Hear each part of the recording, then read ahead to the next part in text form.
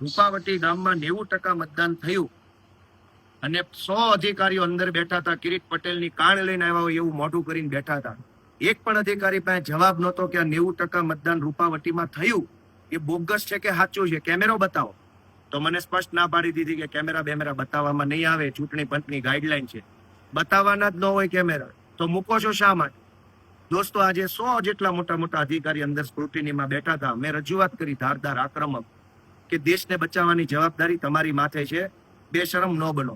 પણ કોઈના મોઢા પર શરમનો છાંટોય નથી. આમ જાણે કિરીટ પટેલની કાણે લઈને આવ્યા હોય એવી રીતે બધા બેઠા છે. મેં અનેક પ્રશ્ન પૂછ્યા કે મેં જે બૂથમાં 80%, 90%, 70% મતદાન થયું છે એ બૂથના સીસીટીવી કેમેરા મને બતાવો. ધરાહાર ના પાડી દીધી બતાવવાની. મેં એમ કીધું કે આની અંદર રીવોટિંગ કરાવો, ના પાડી દીધી કે રીવોટિંગ નહીં થાય. મેં એવું કીધું કે સીસીટીવી જોઈ લઈએ આપણે. 90% મતદાન નવી ચાવણ, રૂપાવટી, નવા વાઘણિયા, જાવલડી, આણંદપુર, પસવાળા, આટલા ગામમાં 85-90% મતદાન કેવી રીતે થઈ ગયું? ઇતિહાસમાં કોઈ ચૂંટણીમાં 90% નથી. તો દોસ્તો, આજે કહેવાતી સ્ક્રુટિનીનો ટાઈમપાસ કાર્યક્રમ હતો. આ ટાઈમપાસ કાર્યક્રમમાં ચૂંટણી અધિકારી આવ્યા હતા, આ ટાઈમપાસ કરવા ચૂંટણીના ઓબ્ઝર્વર આવ્યા હતા, બીજા અધિકારી આવ્યા હતા.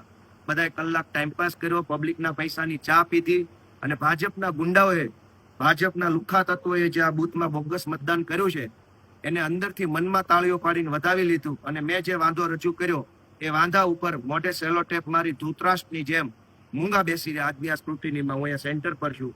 ગુજરાત આખાની જનતાને વિનંતી છે કે આ ભાજપના ગુંડાઓને, કિરીટ પટેલ જેવા ગુંડાઓને મુંહતોડ જવાબ આપો એવી વિનંતી છે.